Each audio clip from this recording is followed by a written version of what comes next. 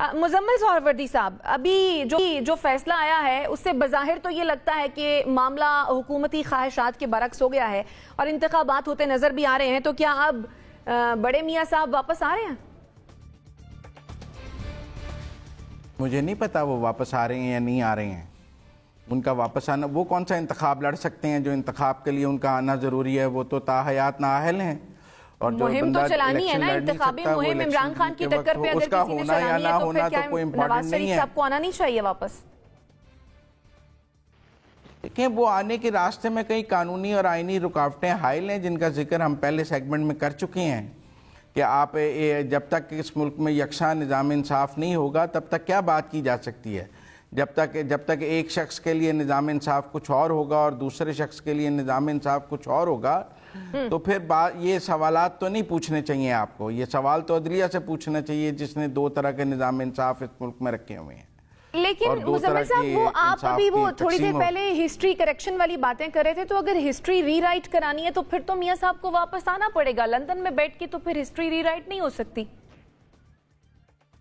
हो सकती है, यहाँ तो भुट्टो की हिस्ट्री उनके कब्र से भी रीराइट हो सकती है। अगर आप आज भुट्टो का जुडिशल मर्डर को रिव्यू कर लें और कहें कि वो फैसला गलत था, तो वो भुट्टो जिंदा तो नहीं हो जाएगा, लेकिन हिस्ट्री तो करेक्ट हो जाएगी ना कि that was a judicial murder और गलत फैसला था। इसलिए ये कोई जरूरी तो नहीं है कि वो बंदा मौजूद है, भुट्टो नहीं मौजूद है। हम फिर भी कह रहे हैं कि उनका जो रेफरेंस फाइल हुआ है उसको सुना जाए और ये कहा जाए कि वो फैसला मौलवी मुश्ताक का गलत था। ठीक है मुजम्मिल साहब, ठीक है। ब्रिगेडियर साहब, अब चूंकि इंतखाबात का मौसम शुरू हो रहा है तो हम ये समझें कि आवाम को कहीं कुछ रिलीफ मिलेगा? मेरे ख्याल में अभी तो मुश्किल है। अभी आपके finance minister American deputy finance minister से बात कर रहे हैं, आई नो दैट रोज कंडीशन जा रही है। आई थिंक ये बहुत ही अनफेयर है। मुझे समझ नहीं आ रहा कि वो कौन सा बदला देंगे। मैं तो कहूँगा इसके लिए ऑनेस्टली साहब, आपकी आवाज ठीक नहीं आ रही है, मैं दोबारा आपकी जानिब आती हूँ। NBC, वक्त कम रह गया है मुहिम चलाने का, काफी ज्यादा वक्त कम जो है हम देख रहे हैं रह गया है। आपके ख्याल में इसका सियासी नुकसान किस जमात को होगा? देखिए, पहली बात तो आप बहुत जुमानी इरफाल करती हैं। आपने बड़े मियाँ साहब का, अल्लाह ताला उनकी मग़फ़िरत फरमाए, उनका इंतकाल हो चुका है बड़े मियाँ साहब का।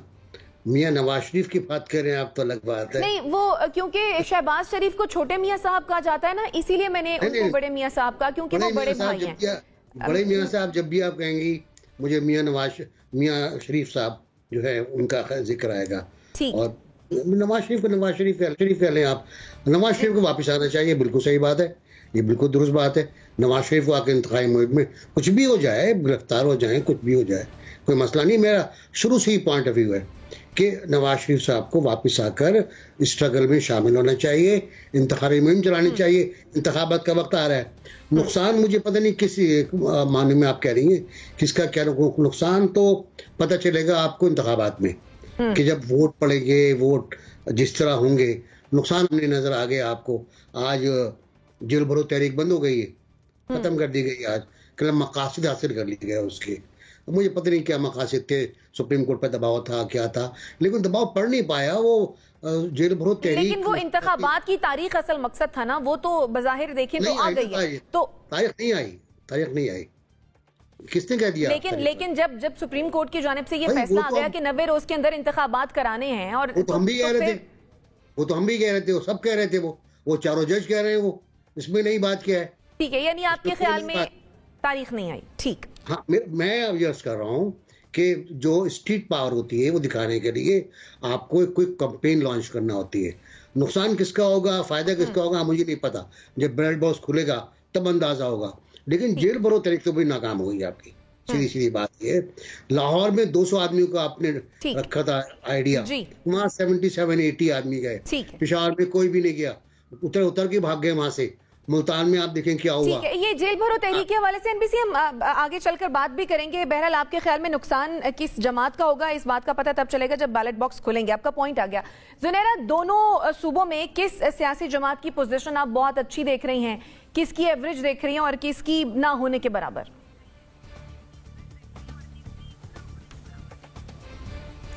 वेल शाइस्ता, यहाँ तक नौबत कहाँ आ रही है कि हम स्टार्ट्स में और इस तरह के प्रेडिक्शंस की तरफ जाएं? अभी तो केओस इतना ज्यादा है, कोई बहला लेते हैं, जितने लोग हैं उतने मशवरे हैं, उतनी लीगल इंटरप्रिटेशंस हैं और इतने ज्यादा कानूनदान है हमारे इर्द गिर्द और इस कदर पॉलिटिकली चार्ज लोग हैं कि वो कोई ढंग की बात सोचने कहाँ देते हैं। जो मैं आपको ये बताऊं कि कौन नंबर 1 पे है, कौन नंबर 2 पे है। एक सर्वे सिर्फ जो एक एंकर शेयर कर रहे थे कल परसों, मैंने इत्तेफाक से सुन लिया, उनके बकौल तो पंजाब में इट्स ऑलमोस्ट 60-40 कि तहरीक इंसाफ का जो है उसका 60% बैलेट बॉक्स है और 40% के करीब अगर मिल मिला के कोई सीट एडजस्टमेंट्स करते हैं तो नून लीग और कुछ आज़ाद उम्मीदवार हैं। केपी में वो कह रहे थे कि it's all about PTI because वहाँ अभी भी उनका बहुत स्ट्रांग होल्ड है। लेकिन बात यह है कि वही बात है, इलेक्शंस होंगे तो पता चलेगा ना कि होना क्या है। हम प्रेडिक्शंस और प्रोजेक्शंस पे बैठे हुए हैं और यहाँ तो लड़ाई इस बात पे हो रही है कि इलेक्शंस होने हैं कि नहीं होने हैं। बात यह है कि there are so many things. आपका फिस्कल ईयर कब खत्म हो रहा है, उसके बाद की कमिटमेंट्स, आपसे उसकी बाद की कमिटमेंट्स भी ले रहा है आईएमएफ। आप इस वक्त ये जहन में रखें। तो फिस्कल ईयर जैसे जैसे खत्म होने के हम करीब जा रहे हैं, तैसे तैसे हम ये भी कह रहे हैं कि हमारे पास इस चीज के पैसे हैं, इसके नहीं हैं, ये कर सकते हैं, वो नहीं कर सकते। तो हमने प्रायोरिटीज सेट करनी है। Basically we need to know कि हम क्या करने जा रहे हैं, हमने क्या प्लान किया हुआ है। दूसरा, नेशनल असेंबली इंटैक्ट नहीं है, वहां पे कोई डिबेट नहीं होती, वहां पे कोई क्वेश्चन आंसर नहीं होता, तो हमें इस वक्त पता ही नहीं है कि गवर्नमेंट किस डायरेक्शन में जा रही है। बिल्कुल, जो कुछ पता चलता है वो आर्टिकल्स से, खबरों से पता चलता है, आर्टिकल्स और खबरों से ही पता चलता है। बिल्कुल आप ठीक कह रही हैं Zunaira. It is a chaos, it is a perfect storm जिसे कहते हैं। जी ब्रिगेडियर साहब, क्या लगता है आवाम को रिलीफ मिलेगा? देखें, मैं तो ये कहता हूँ कि मियाँ साहब को बिल्कुल आना चाहिए। मैं नवाज शरीफ को, पार्टी के लीडर हैं, चाहे वो नायल हुए में ही शुड कम और उसके बाद केस फाइट करें। उनकी फेडरल गवर्नमेंट उनके पास है, पंजाब के केयरटेकर गवर्नमेंट उनके पास है, एंड ये all the chances we get relief. And I still feel कि ही शुड कम और कैंपेन में जाएं, अपनी पार्टी को लीड करें। उनकी पार्टी को चाहिए। मरियम नवाज वो रिजल्ट नहीं दे रही हैं जो मियाँ नवाज दे सकते हैं, इसलिए कि मरियम नवाज के पास सवाई इमरान खान को गालियां देने के कोई काम नहीं है। इसलिए मैं ये कहता हूँ कि इसको छोड़ दें और ये जो, इसलिए उनको चाहिए कि वो आए, पार्टी को लीड करें और एक डायरेक्शन दें जिसकी वजह से maybe he can create some sense of confidence अपने कारकुनों के अंदर। अदरवाइज इस वक्त जो है मैं ऑनेस्ट फील करता हूँ कि पीटीआई जो है वो बिल्कुल ठीक है, 60-40 है और बलोचिस्तान और सिंध जो है वो पीपल्स पार्टी के पास है। ब्रिगेडियर साहब, कतई कलामी की माफी चाहूंगी, मुझे ब्रेक लेनी है इस वक्त। नाज़रीन, ब्रेक लेते हैं और फिर वापस आते हैं।